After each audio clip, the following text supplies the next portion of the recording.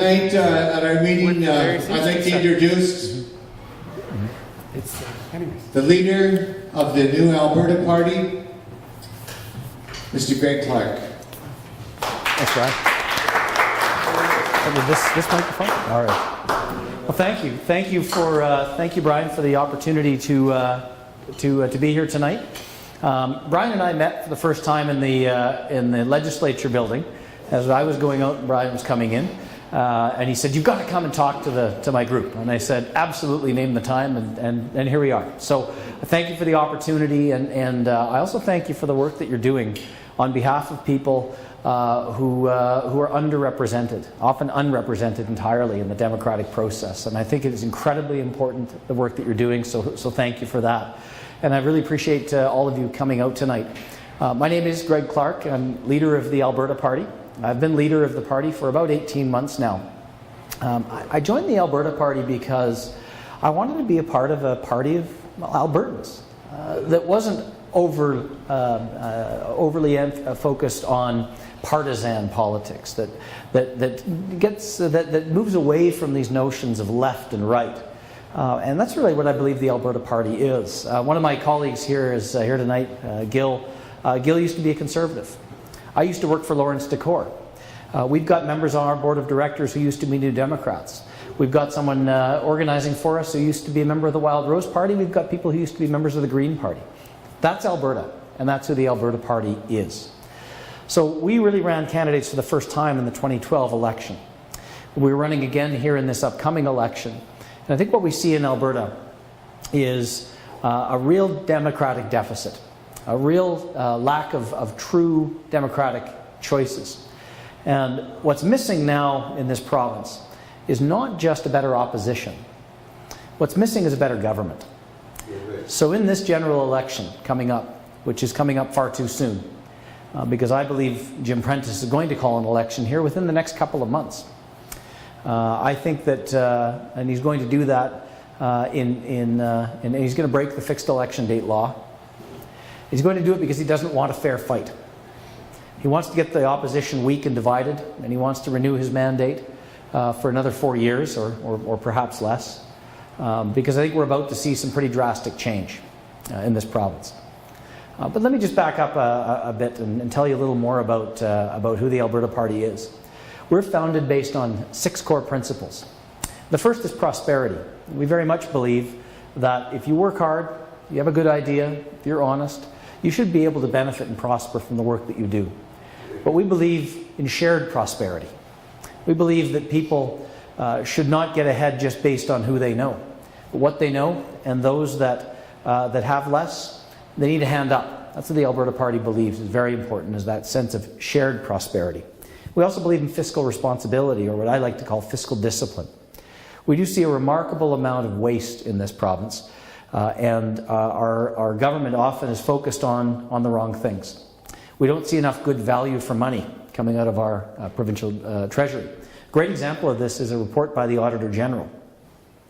He found that over $400 million in corporate taxes has gone uncollected by the province. They've just abandoned that and decided they can't try to collect it. That's our money. That's $400 million that can fund an awful lot of programs. That's bad fiscal discipline. That's poor fiscal management. If I ran my business that way, if we ran our households that way, we'd be broke 4 times over. We believe in social responsibility. We believe in looking out for our neighbours. The Alberta Party believes in public education. We believe in efficiently run and fairly delivered public health care. We believe in post-secondary. We believe in mental health. We believe in social supports. We believe in AISH. These are things the Alberta Party believes in very strongly, that as a society, we have an obligation to look out for our neighbours. We believe in sustainability, environmental sustainability. If we look at what's been constraining Alberta's energy industry in terms of access to market for our core products and the reason that others don't seem to want our pipelines, I think we have to look at Alberta's own environmental track record, which I think is not good enough. Alberta needs to focus on looking at what is a challenge for our province in terms of carbon emissions, water use, tailings ponds. These are things that are seen as challenges to overcome by our provincial government. I look at that as a great opportunity. These are the problems the world has. The world looks to Alberta and says, Alberta, we challenge you to solve this. Alberta could be part of the solution. If Alberta set out to address carbon emissions from large industrial process, to reduce or eliminate fresh water use in large industrial oil sands process, to work on tailings reclamation, to accelerate the end of life of coal-fired power, to increase the amount of renewable energy on the electricity grid. These are things Alberta can do, which will enable our core industry of energy, oil and gas to continue to be successful, but also have the effect of diversifying our economy because we're creating green technology and green tech jobs. We also believe in democracy, which I know is the topic we're here to talk about tonight. One of the things I think is incredibly important is that everyone has not just the right to vote, but the ability to vote. And Brian and I were talking here at the beginning about municipal elections. And the Bissell Centre will set up polling stations actually in the Bissell Centre, and the workers there will vouch for people and allow them to vote. And as with many things, Edmonton leads on this. There's a great story that someone told me the other day about the Calgary municipal election, this most recent one a year and a bit ago. The Calgary Drop-In Centre decided to host an all-candidates forum and brought all the candidates in to hold a debate. After that debate, it was very clear that the incumbent candidate was the only one who was going to stand up for the people who were most in need. So the group got together and said, you know, if we take the people at the Calgary Drop-In Centre, at this seniors' home, at the Salvation Army, in this immediate area, there's probably 1,500 or maybe 2,000 votes here. We better get out and vote, because if we don't, we may end up with the wrong candidate. So then they thought about, well, how do we go about doing that? And they realized it was going to be very difficult because very few people had ID. So an agency worked with the chief returning officer and said, if we give you ID from the shelter, would that be good enough to vote? And she agreed to that. And then they said, well, would you do an advanced poll for us and do it at City Hall? And after some negotiations, she said, sure. And in Calgary, and City Hall is very central. It's a good location for that. It can attract from several different areas. And then when the meeting happened, a meeting just like this, someone sat in the back of the room, put his hand up and said, well, that's not going to work. And we said, why? Why isn't that going to work? He said, well, quite a few of us are banned from City Hall. We can't get in. I said, oh, well, what are we going to do? So the Salvation Army got together and got their own security staff and did an agreement with the City of Calgary to say, look, we'll make sure everything's okay. We're here to vote. That's what we're here to do, exercise our democratic right. And they were able to do that. It went off without a hitch. And over 1,000 people voted in that. 1,000 people who have never voted before. And that made the difference. That elected that city councillor. Because there's a group of people just like you who got together and said, you know, we're going to do something about this. This matters to us. This has an impact on our lives. That's what is going to change. That's what's going to change Alberta politics. And what I would suggest is we need to give you a reason to vote. As a politician, I see part of my job as a politician to rescue and rehabilitate the word politician. It's got a pretty dirty connotation, and I think that's well deserved. But I think if we engage in authentic politics, where we connect with people in our communities, and we actually listen to the people who elect us. One of the most important principles in the Alberta Party is our MLA Guide Line, that says the number one job of an MLA is to represent you, represent the people who elected us to the Legislative Assembly, represent your interests in the legislature, not just be a mouthpiece for government and tell you what's what, come down off the hill and tell you what's going on. It's entirely backwards. And the good news is that's the way the system is meant to work. The 87 MLAs who work up the hill here, their job, their number one job is to represent you, the people who elected them. The Alberta Party very much believes in returning that power to the people. So our final of the 6 principles of the Alberta Party is quality of life. We believe very much in a strong arts and culture scene. The fact that we're here for your open mic night, I think, is a great indication of what makes Alberta such a great place. We have a strong arts and culture scene, nowhere more so than here in Edmonton. But that's developing and growing around the province. That's something that the Alberta Party very much believes in. It adds to the vibrancy of our communities, And it creates communities that we would be heartbroken to leave. That's the kind of place that I want to live. And that's what I think Alberta can become. And I think cultural vibrancy is a big, big part of that. And so I'm glad to see that it's been such a tradition here. So, you know, in terms of some of the other ideas in how to enable, how to promote voting and participation, I think making it relevant, making it matter, making it mean something to people is the number one issue.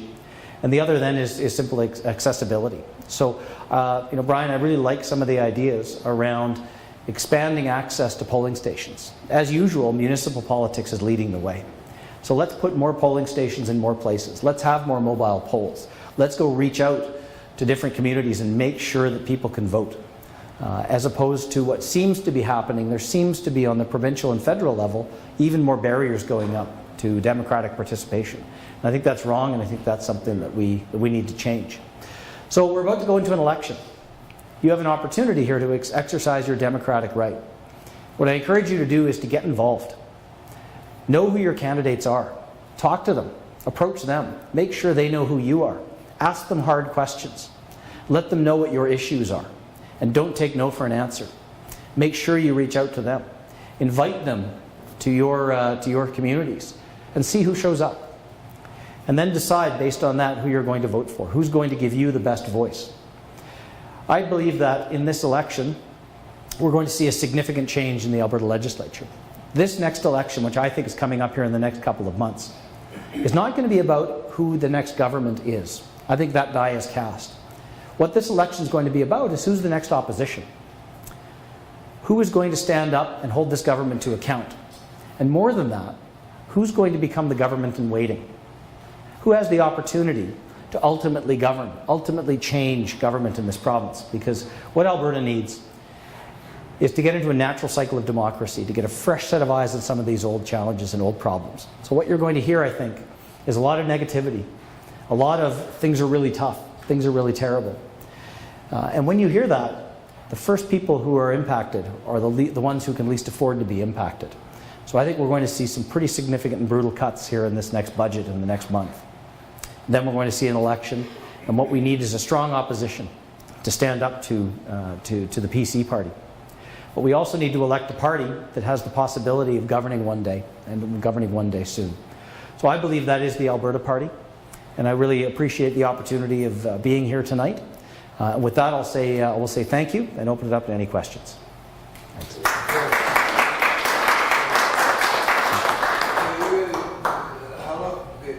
Who was the government back in the 65? Is it the same PC? You know what? The PC party has been in power since 1971. Okay. Since I was 6 months old. It's a really, really long time ago. Yeah. I didn't afraid to go back in the same government I was right? Yeah. It was terrible. Right? I didn't beat nothing. No trade, no saving matter. But anyway, I love they taking the right move. I want fairness, like you said, we good, right? So education on that. Because back in the 60s, when I was in foster home, the money that was put forward to me for education by the government, I never received. Right? So I couldn't get education I wanted. The foster that took us in for the money was they spent somehow, and we didn't receive it because of education. So I brought that to my private library training for education, educating myself, because if that was right, because then you can get into library, you can get in there, right? You can just go in there, right? But I don't fairness in the government. Yeah. Well, so I think, you know, you get fairness in the government, and, you know, I think what I heard you say is that you never vote, right? Yeah, so I think, you know, you've got a great opportunity here what's the use, you know? Yep. It's just a me, why do we try, you know? Well, you know what? You make a good point. You think, why try? And I think the answer is, if you get together and you get 5 friends and your 5 friends get 5 more, you'd be amazed at the difference you can make. Yeah. Because, I mean, there's a lot of shit I can say about that, eh? I was raised to that kind of stuff, eh? Yeah. So, Well, it's never too late to start. They'd love to see you get out and vote this time. like, you know, like we did, we need to impact the government, so they make sure they do what they're doing, they got it in line. Back then, they didn't do what they wanted to do, you know? they said this, not, but I went through something like that. Yeah. Anyway, and then from that piece it all together, I want a good government, with fairness, with solidarity, what they say, and somebody back it up, like ask me, how to do it. Because I could have never said where I could have ended up that way. Back then, a piece of, it was a human tragedy, to the government, to social services, but can you hear me? Sorry, but what I'm going to put here? Maybe that's a few more people ask the question. Okay. Okay, so I can't say that one thing. Well, this is for questions, but if you want to go ahead, if you Well, I want to back up, make sure things are going smooth, within both the party and the vote. I never voted for it, no. Something to make sure that happens, right? Because I don't want to go on the wrong foot. I want to vote for something where I put myself, a gun to my head, I'm being honest, I'm not trying to say that you or anything else. I'm just going to make sure that's made up, right? Yes, thank you.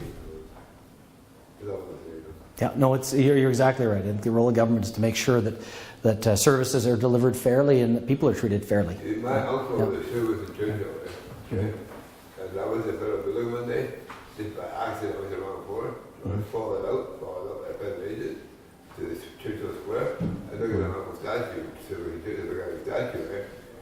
And I was like, that guy's been through a lot more than anybody else, right? He said, people do go through more than people don't have, he's got so many, so he's called it, right? So degrees. And he had an uncle, right? And he shook his hand, worked like this, and ran away. Jeez. See, the federal government doesn't make service in Churchill. That guy didn't. But anyway, he was shaking my hand because I told him my uncle. He pulled the weight and ran off. What was that all about? I don't know. Wow.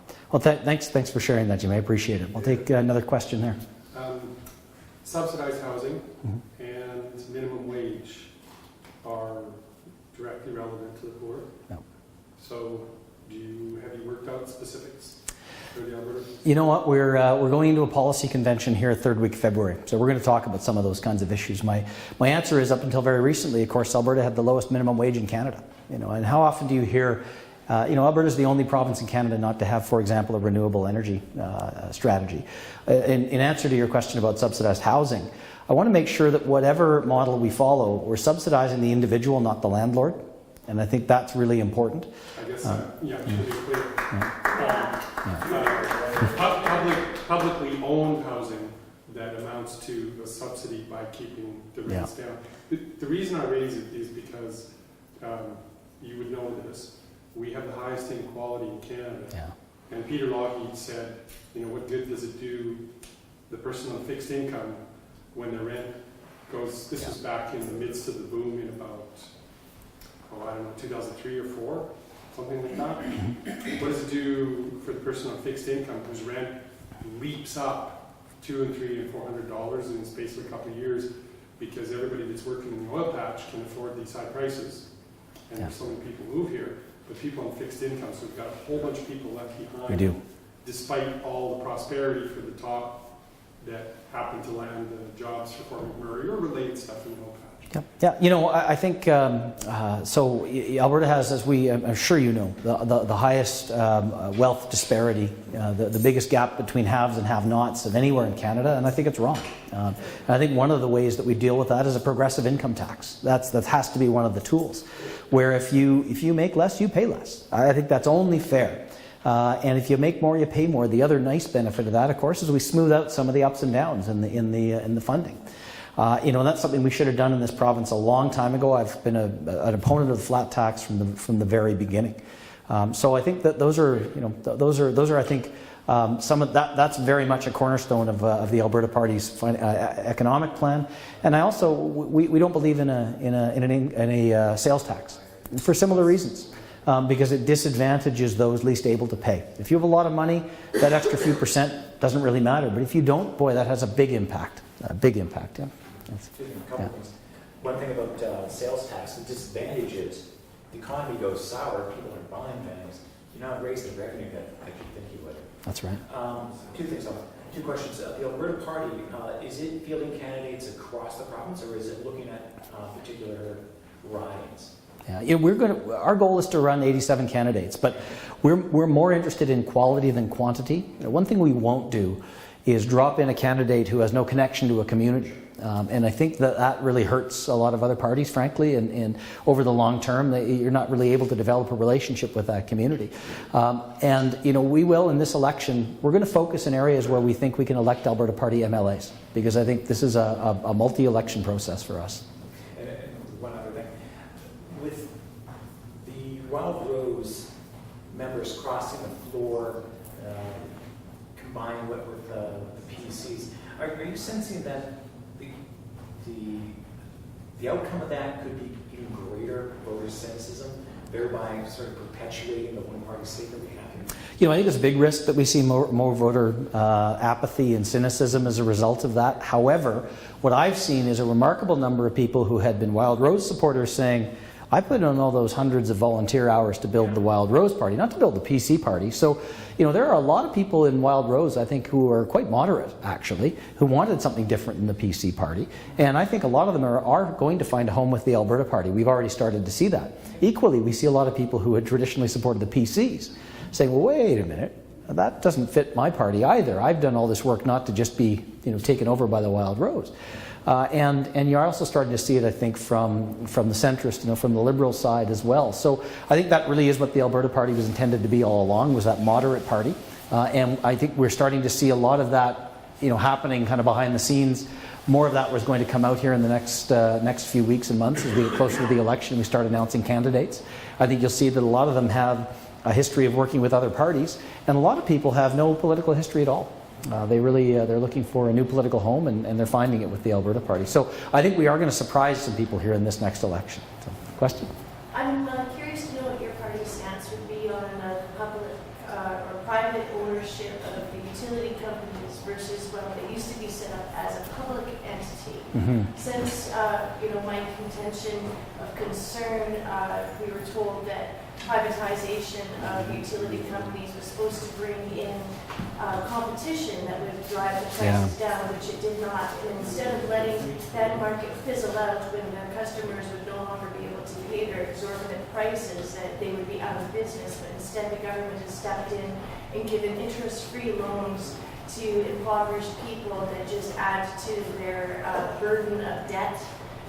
So I'd like to know what your party wants to do about the privatization of utility companies. I think we may have gone too far down this road to re-regulate in a way that actually has the impact that we want it to have. It's been a big problem from the very beginning. It never did what they set it out to do, because in a lot of ways it can't. We can't choose to not turn the lights on. We can't choose to not have heat. Well, it absolutely is. Oh, absolutely. Why can't the government say, hey, multi-billion-dollar company, you have customers that can't afford your rates. It's still a basic need. So why don't you reach into your bank amount of money that you have and provide some type of different rate, or let people be on meters so they can regulate the amount of consumption. Yeah. Just for an idea, what kind of power does the government have? I mean, it is a basic need. They're responsible for making sure it's provided. I think the bigger question is those who can't meet their own basic needs are you getting what you actually need out of the province, right? Are you actually, and that's a bigger question. That's a really big question. Hey, you hear so many stories, right? That's right. I'm a sixth-generation Edmontonian. My second question is, I'm curious what your party stance would be on the distribution of funds for education. Our school system here at Edmonton Public has used the excuse of the Alberta government's method of doling out the funds per student as being a reason to close schools. I bought a home 10 years ago, 2 blocks away from a school, yet that was closed down, and consequently to their limited creativity in their funding, my daughter experienced 5 schools in 6 years. Yeah, there's so many. It's terrible. There's so many of those stories, and then you hear stories where people buy a house across the street from a school but lose the lottery, and now their kids are on a bus 45 minutes each way. I mean, it's the most unbelievable lack of planning and vision. I absolutely agree. In terms of per student funding for education, Alberta has, yet again, the highest per student funding that goes to private education. So I'm a big believer in the public system. So I personally believe that we ought to look at reducing the amount of money that goes to per student funding to private schools in favor of appropriate funding for public schools. We're about to go into an economic downturn here with the drop in the price of oil. That's an opportunity to catch up on the infrastructure build and that build up and fill the infrastructure deficit that started with Ralph Klein and has just perpetuated on PC governments ever since. It's a great opportunity to keep the economy going, build when prices are low. It's simple economics. So I think now, in fact, is a time to invest in infrastructure, not be pulling back. Thank you. All right, thank you. I appreciate you all coming out tonight. I realize I'm standing between you and the music, so I better be, yeah. You raised the point in that last one, if I could ask one more. Sure. The infrastructure Yeah. deficit. You'd be okay with borrowing right now to build as we need? I would be okay with borrowing now to build, absolutely. I mean, the Bank of Canada dropped it. They are. Money's cheap. Now you need to be responsible about it. We need to have a plan to pay it back. But I've never believed that you should only ever pay as you go. I mean, those of us who've been fortunate enough to buy a house in our lives realize that we take on a mortgage to do that. We have a clear plan to pay it back. We pay back responsibly on a regular basis, pay down a little more when we can. That's entirely a responsible thing to do, if done properly. You can't rely on that to the point where 60, 70, 80% of your budget is taken up by debt payments. But I think in small amounts, when you have a strong balance sheet like the province of Alberta, absolutely we can afford, and we really, in fact, I think we can't afford not to do it. So I'm in favor of it, absolutely. Now that you're positively surprising me, would you consider relaunching a consultation with Albertans about the royalty rates? Obviously, we're in a vulnerable position because prices are down, but done over a couple years, would you consider relaunching what Stelmach tried to do to take us back? Lougheed kicked us out at 34% gross royalty rate in late 70s, and we're down now 16, 17, 18. Just if you take them all together, some of the tar sands are at 1%. You know that. Yeah. Oh, absolutely. So with the Alberta Party, when you get asked on the royalty question, would you risk consulting Albertans again, like if Stelmach did, and not cave like the PCs did to the industry? My answer to you is the same answer I'm going to give to everyone else. The promise I made to myself when I went into politics is I was going to give the same answer to everybody, not try to figure out what people want to hear. The answer is on the conventional side, I think there is some risk that if we raise royalty rates too high, in fact, we end up making less money in the province. Because it's not that the resource goes away, it's that the capital required to develop that resource can find a better return somewhere else. On the oil sands, however, you raise the point of the low royalties, the royalty holiday. What we have with the oil sands is if a company says it'll cost $5 billion to produce this oil sands project, they get a very low rate of royalty, between 1% and 9%, until they earn back their $5 billion plus 6%. But there's only been 2 projects in the history of the entire oil sands to come in on time and on budget. So you hear about the cost overruns. So 5 billion turns into 7, turns into 8, turns into 11. Well, now we, as owners of the resource, share that risk. So we are now receiving between 1% and 9% royalty on $11 billion. And I can tell you, the folks in those tall towers that do the finance for those oil companies are awfully smart. And they have wonderful ways of working different things into those projects to keep that low royalty rate. I think the same phenomenon that's resulted in $400 million of uncollected corporate income tax is one that doesn't look closely enough at those projects. So I think we need to start looking at that. We need to find ways of saying, is it right that the private jet for the CEO gets written off against our royalties? That doesn't feel right to me. So I think there's a better deal. There's a more fair deal that certainly won't bankrupt any oil sands company, and I think results in a better return to us as owners of the resource. So I would have a look at it on the oil sands side, absolutely. Consult Albertans again. Well, I think so. I think, yes, insofar as it's always important to listen to what Albertans are saying. At the same time, I think that sometimes you just need action. Sometimes I think you need to say, well, we could hold a consultation which really delays things for 2 years, or we can say, folks, this is the way it's going to be. So, I think that it's something, I personally think we need to move to more of a gross deal instead of a net deal the way it works now. We do need to do some more work on that, and I'm always careful about unintended consequences. I want to be careful about raising it too high such that we actually make less money. But I do think there is probably a better deal out there for Albertans, absolutely. So, Brian? All right. So, one more, thanks. I just wanted to know what the 2 projects were that came in on time and on budget. The Shell Jackpine 1 and 2. The first 2 Shell projects. What's that? Very good. Yeah, thank you very much. Thank you very much. All right, thanks, man. That was great. I really enjoyed that. Thank you, everyone. Questions? Yeah, thanks. Appreciate it. I read the history on Canada and how Trudeau did it. Oil company and Commonwealth game and all that. Oh, yeah.